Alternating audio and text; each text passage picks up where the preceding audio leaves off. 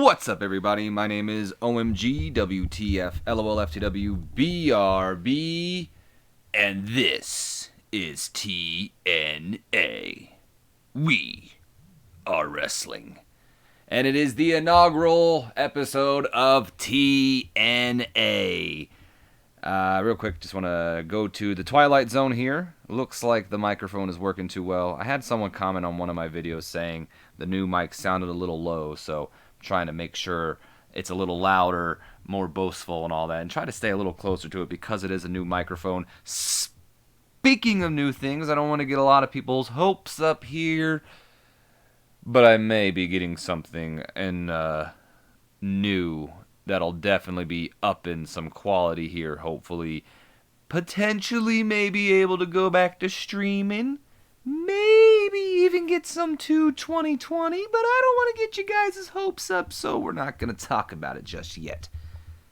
But you'll hear about it if it happens.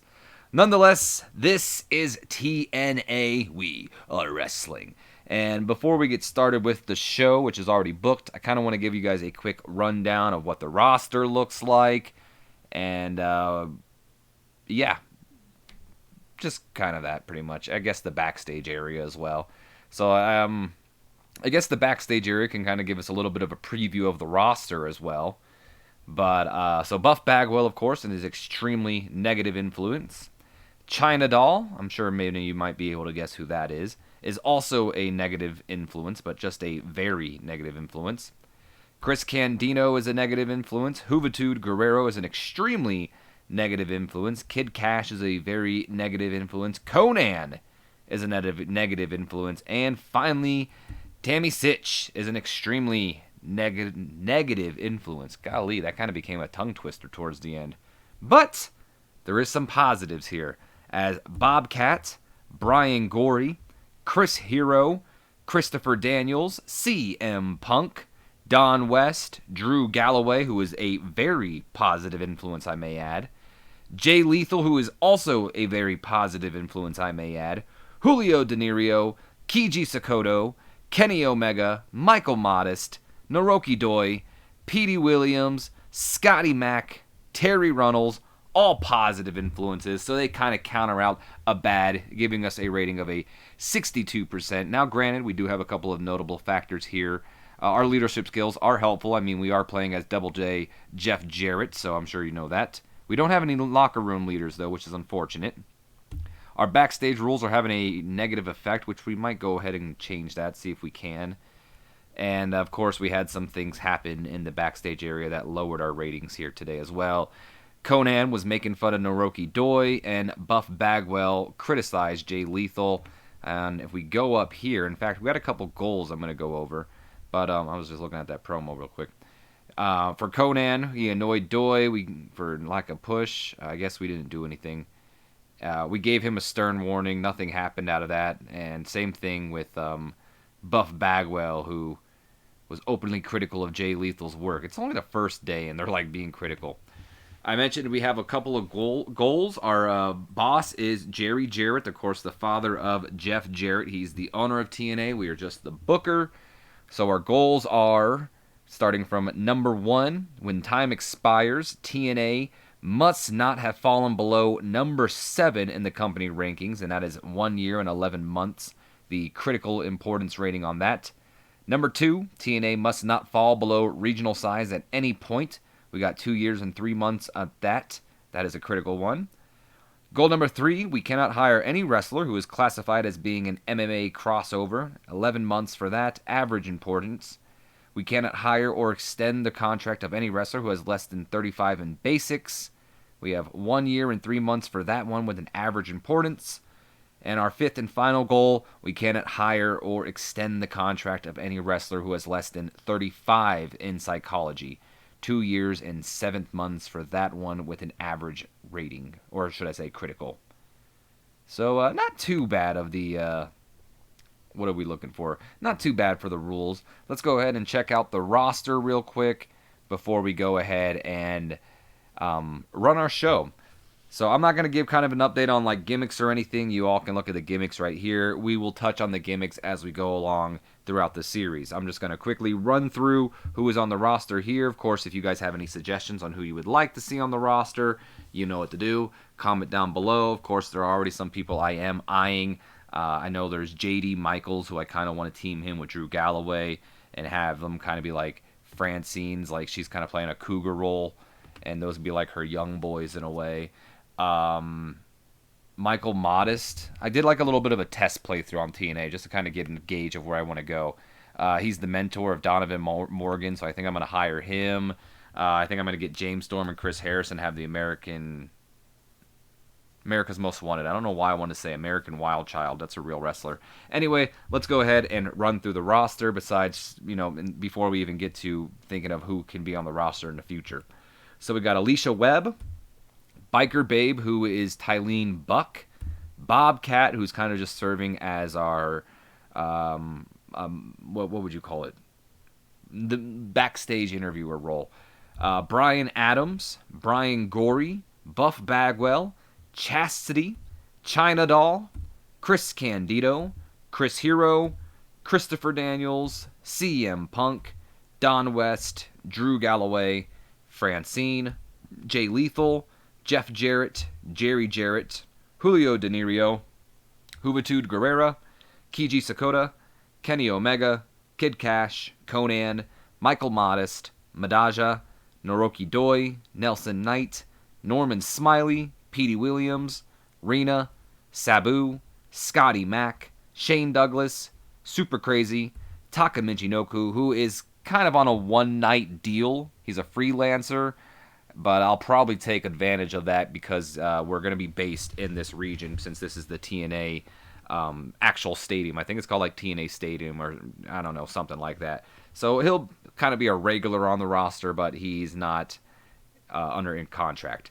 Anyway, Tammy Sitch, Terry Runnels, Tony Schiavone, and Veronica Kane. And Schiavone and Don West are the color commentary team. And as for tonight, I don't know how long, I don't know how long, where is it at? Golly, okay, it's over here. I don't know how long Rena, aka Sable, or Veronica Kane will be working for the company because, we film on Thursdays and they work somewhere else on Thursdays. And besides that, Rena also has a very bad relationship with Tammy Sitch. And in my test playthrough, Tammy Sitch pretty much did what Stephanie McMahon did to Chyna in the Invasion playthrough. So I'm thinking I'm going to go ahead and let them go. I'm not too sure. With Rena, I kind of wanted to run like a whole who's she going to manage gimmick thing, like kind of like the Miss Elizabeth thing, but I just don't know if it'll work out. And Veronica Kane, we need sex appeal with TNA, so that was kind of my thing with her, but I can always hire someone else or just feature some other girl more times. Anyway, without further ado, let's go ahead and run the show. We've wasted enough time, I think. We do have one pre-show match. This is just a kind of way to get everybody who didn't make it on the card or who at least isn't wrestling tonight, just get them on the pre-show to kind of highlight some, make sure everyone gets a little bit of attention and kind of get a gauge on how our roster is going to be.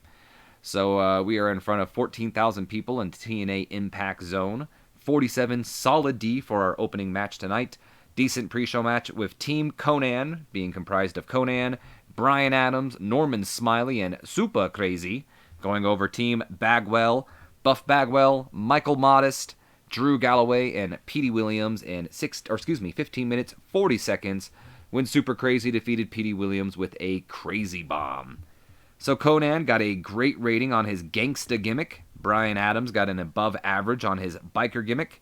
Norman Smiley got an above average on his lackey gimmick. I'll explain that when we get to the next segment.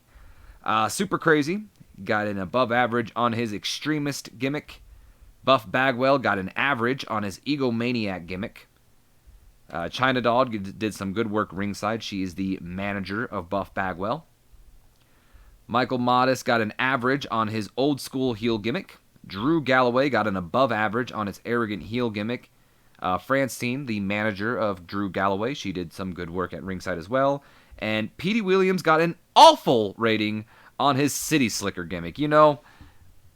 I was going to comment saying that this is actually turning out really well. In my test performance, a lot of the gimmicks actually did not do too well, but Petey Williams' City Slicker gimmick actually was one of the few ones that did well. This time around, not so much. I don't know if we'll change it, because normally even though it is awful, changing it just kind of guarantees it'll still be awful, but there's only one way to go, and it's up, I guess. We can't go further down, so maybe we'll change the gimmick. But the idea behind that was just kind of maybe giving him Bobby Roode's gimmick in a way, and that way we can bring Bobby Roode in as well later on. Francine got an average rating on her High Society gimmick, and Chyna got a rating of great on her Female Monster gimmick. Oh, Biker Babe was also at ringside, and she got a below average rating on her Babe gimmick. Super Crazy had an in-ring performance of a 58, Norman Smiley with a 55, Brian Adams with a 56, Conan with a 44, the worst on his team, I may add. Petey Williams with a 29, Drew Galloway with a 20, Michael Modest with a 28, mind you, popularity, guys, and Buff Bagwell with a 50. So Super Crazy was the best performer in the match. Conan is improving in his performance. Buff Bagwell improving in his performance. I gotta switch up my leg here. Falling asleep. Michael Modest is improving in his performance. Brian Adams is improving in his flying skills. Good lord. And Petey Williams is improving in his rumble skills. All in all, not too shabby. Okay. Buff Bagwell was wasted on drugs. We were about to have a lot of people mad at us. Alright. Well, we'll see where that goes. 62 solid C rating as we open up the show. Oh, by the way, we are on TV. Very local television. I don't think we're on, like, television everywhere. But we are on TV, so we are slowly going to be increasing to hopefully where we can get on bigger and better programs. Anyway, we open up our first inaugural edition of TNA Impact with a 62 solid C. After the video package airing, of course, hyping the arrival of TNA, Jeff Jarrett starts the show by making his way down to the ring, and of course, he gets into the ring.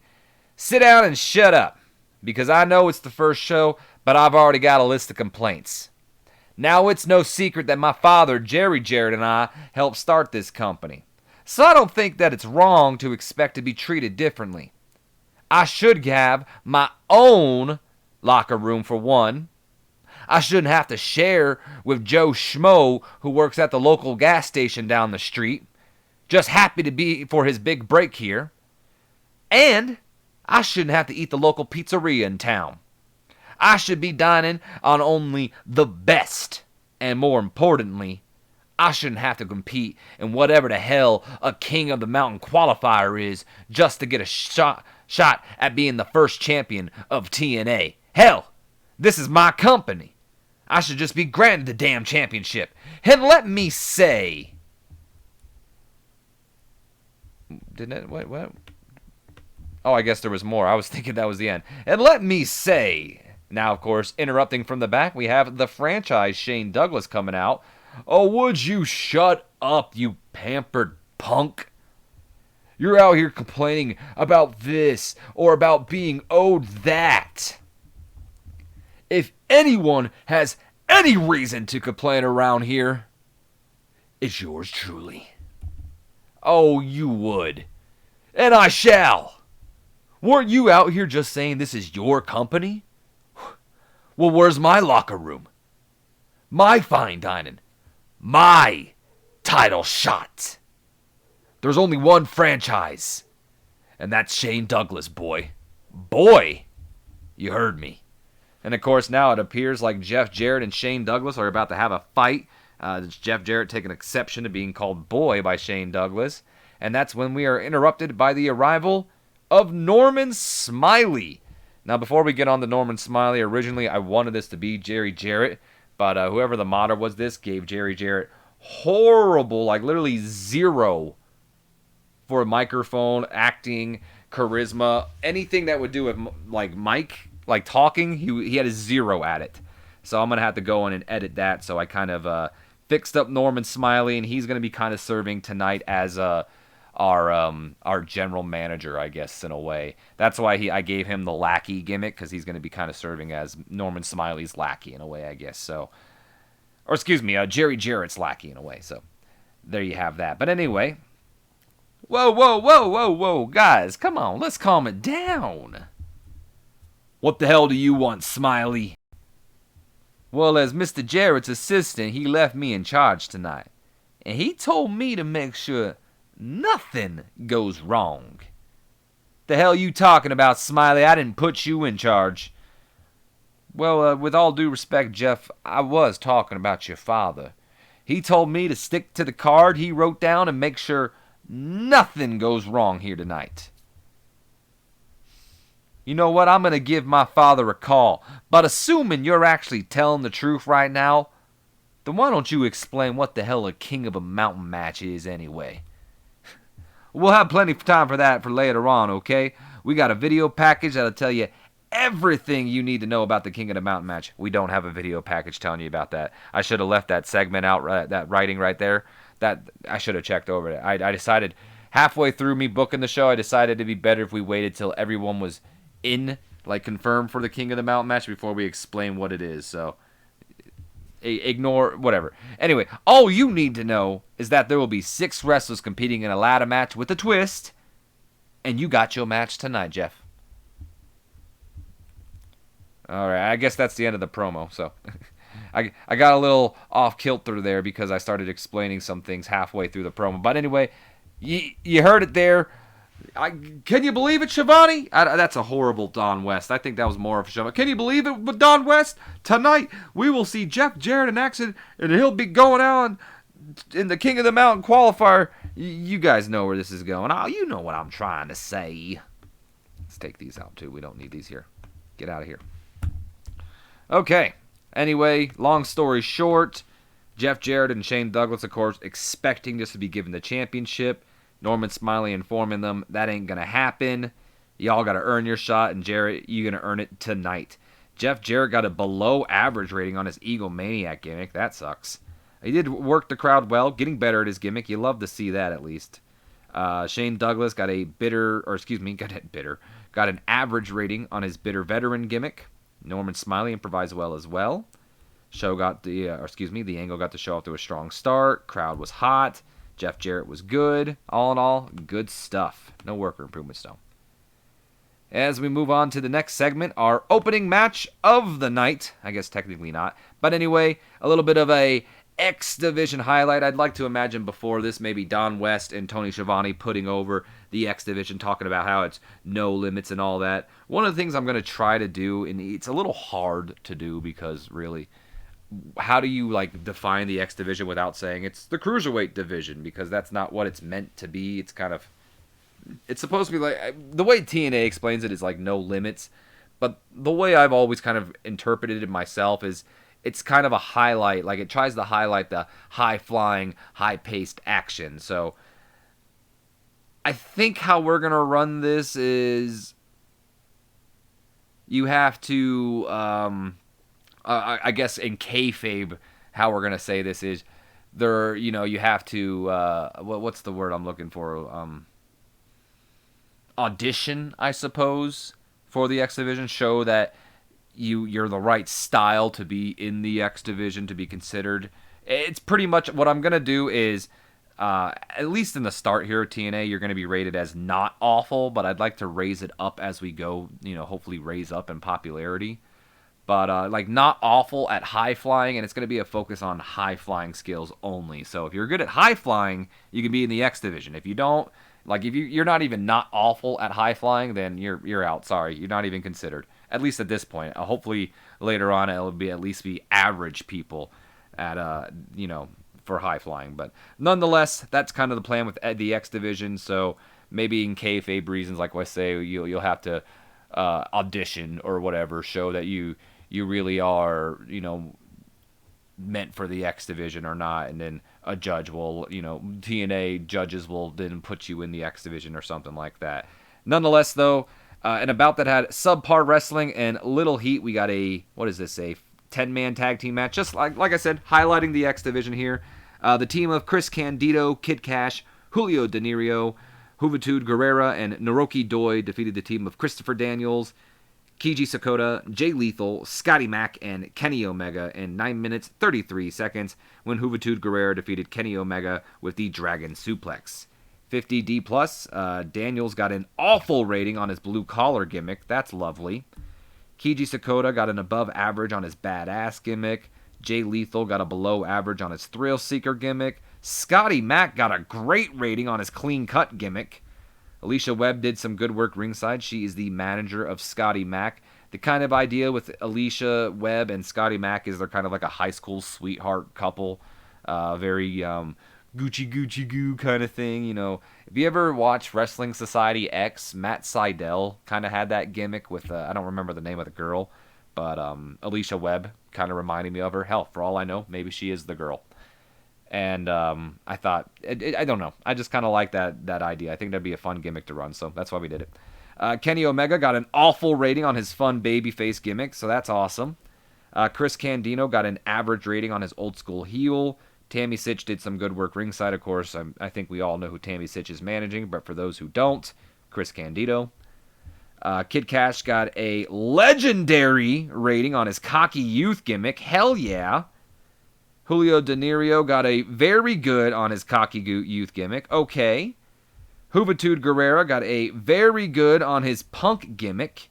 And Naoki Doi got a below average on his badass gimmick. Okay. Juventud Guerrera shown in the match. Tammy Sitch got a very good on her executive consultant gimmick. Terry Runnels, who is the manager of Kid Cash, got a average rating on her high society gimmick. Chastity, who is the manager, I want to say, of Julio De Niro. Like I said, guys, we got to do a lot of sex appeal in this, so I got to make sure a lot of female managers are here. Anyway, and I can't change it because Jarrett will yell at me. He'll be like, this is my company. You're not allowed to change it. Anyway, Chastity got a poor rating on her prima donna gimmick. Lovely. Alicia Webb got a above average on her girl next door gimmick. So some of these are working out. Anyway, as for in-ring performances, Kenny Omega got a 14. Scotty Mack with a 31. Jay Lethal with a 37. Keiji Sakota with a 41. Daniels with a 46, so he was the better man on his team. It just kept going up from there. Naoki Doi with a 21. Juventud Guerrera with a 67. We know that's going to be the best because it said he's shown. Julio De Niro got a 48. Kid Cash got a 59. Chris Candido got a 29. Damn, Candido. He was probably on drugs, I guarantee it. Julio De Niro is improving in his flying skills. Kenny Omega is improving in his flying skills and his performance. And Naoki Doi is also improving in his performance. Yep, Chris Candido was on drugs. We then go to a 46 solid D as we are backstage with Bobcat, who is interviewing the man who will be facing Jeff Jarrett tonight, Chris Hero. And yes, before anyone comments, I know that's not I don't think that's age appropriate for Chris Hero. I think he's 22 at this time. I didn't like the picture that they picked for Chris Hero, so I went with this one instead. It was the only other option. He kind of looks like Kevin Nash in it, but that's okay. Anyway, let's send it back to Bobcat. Ladies and gentlemen, joining me at this time, Chris Hero. Chris, you've got to be nervous tonight. In this debut episode on TNA Impact, you're not only in the main event, but in the main event against Jeff Jarrett, where the winner will move on into the King of the Mountain match. Whatever that is, right? Look, you're not wrong, Bobby. I've got all nerves all over my body. My body can't stop shaking. But I can't let it get to me. Tonight is the biggest opportunity that I've had in my career yet. Jeff Jarrett has probably forgotten more about wrestling than I'll ever know. But none of that matters, Bobby.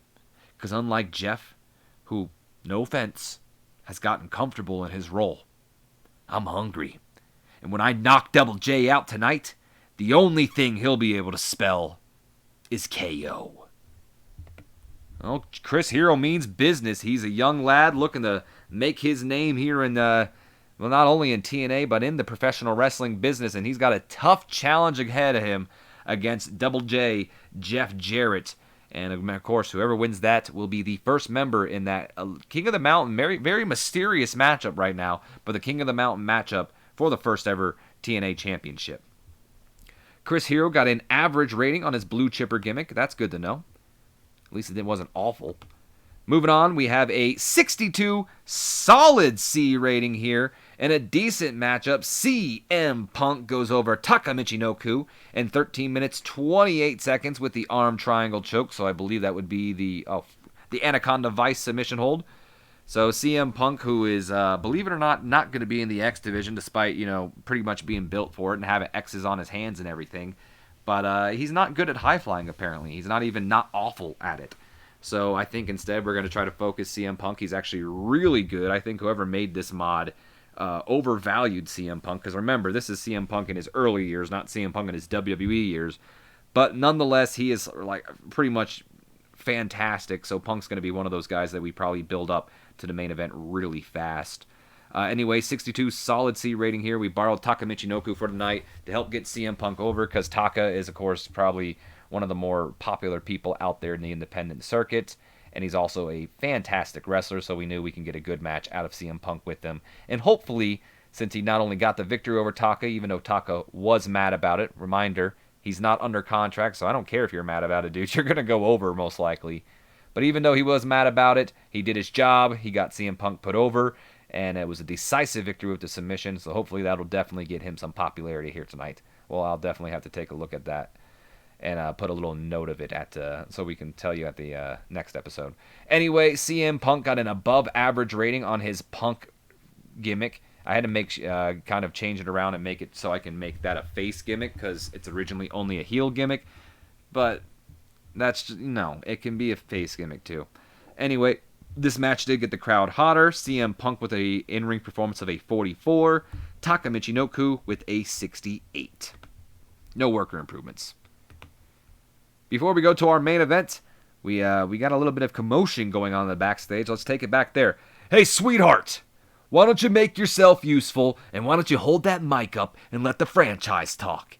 Earlier tonight, that dancing fool, Norman Smiley, interrupted me and bragged about this revolutionary match that he still hasn't told us anything about, I may add. I said I may add.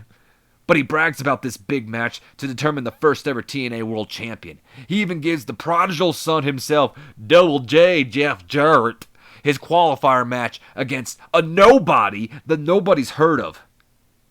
But then doesn't even tell the franchise who he's going to be facing next week. And that's because there isn't anyone big enough, there isn't anyone strong enough who can take the franchise out. This whole qualification process is a joke. But before he can finish what he was going to say next, that's when the badass himself, Brian Adams, walks up with Biker Babe, and he just kind of smiles down at Douglas while giving a crack of his knuckles. I'm glad I got a crack out of that. And Douglas kind of looks up at him. I presume you're my next opponent next week, aren't you? That's when Brian Adams just smiles and nods at him. And Douglas kind of looks back and goes, should have kept my mouth shut. And just kind of smiles, nods, and walks away. And next week, we get confirmation that our next King of the Mountain qualifier match will be Shane Douglas, the franchise, takes on the badass Brian Adams. Shane Douglas, of course, enjoyed his freedom to go off script. He's getting better. And Bobcat underperformed, but that's fine. Biker Babe's improving at acting. That's good. Anyway, it is main event time. Chris Hero versus Jeff Jarrett in the main event. Winner moves on is going to be the first confirmed, or whatever. He's going to be the first person inserted into that King of the Mountain King of the Mountain title match that we will see in the future. Here we go. 55 C- rating and a decent matchup. Chris Hero defeats Jeff Jarrett in 18 minutes, 12 seconds with the Hero's welcome after a bit of distraction from Shane Douglas. Of course, Jeff Jarrett did some heavy carrying in this match with an in-ring performance of a 62. Chris Hero with a 32 in-ring performance. Hero also, like CM Punk, has some pretty good overall ratings and whatever you want to call them, skills, sure. I'm not too sure if he was good in high flying or not, because I already had planned for him to be in this position. I'm sure he is, but I'm going to kind of probably push him towards just being in the main event scene as well, along with CM Punk, because he's got some pretty good skills. And since I am playing as Jeff Jarrett's not going to put up any complaints about losing, so I figured who better to put over Chris Hero than the Booker himself, especially if he's trying to get him over as kind of one of the faces, if not the face of TNA. I'm not going to promise it, because he's definitely not the best in like the microphone product and all that. I think CM Punk would be definitely more fitted for the face of our company. But with that being said, he's definitely probably a good secondary face, if not. Anyway, Jeff Jarrett with a 62, Hero with a 32. I believe I already said that. No worker improvements.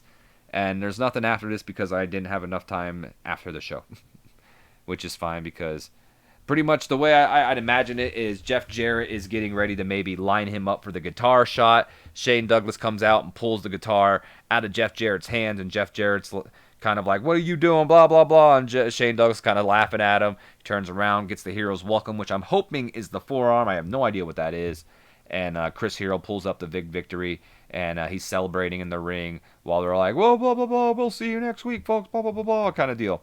Anyway, let's go ahead and end off the show. It says we used Drew Galloway. Oh, you know what? Shit. I mean, we still increased our popularity, so that's not that big of a deal. But I totally forgot to book storylines. So that was my bad.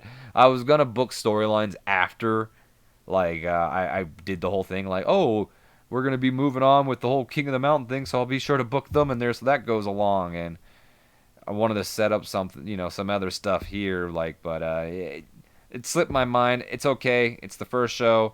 We increased our popularity. There was really no storylines to be set up anyway, so I think we still would have got dinged for it because the only storyline that would have been set up was the King of the Mountain. But anyway, it says we used Drew Galloway. That makes no sense. He was in the pre-show. How do we use him too much? But whatever. And the storylines is our only thing. But we increased our popularity in 4 regions, so you can't hate that. I will definitely try to remember to write down the regions. And hopefully, if we get this new product in here that's going to help out our recordings and whatnot, we won't have to do this weird ending where I can't show off anything else afterwards. But until then, we are going to have to suffer through this ending where I end on the screen and fill you in on the details later. So until then, I hope you guys have enjoyed. If you have, do me a favor. Leave me a comment, like, subscribe if you haven't already, and don't forget to share this interview with your friends, your Facebooks, your Twitters, your Instagrams. I don't give a dams. Anyone you feel would enjoy my content, give them a share and help your homeboy get some new subscribers up in this bitch. And as always, my name has been OMG WTFL to WBRB. Hopefully this video recorded and we didn't run out of storage. And until then, I will see you guys in the next video. So until then, Twilight Zone engage. Have a great day.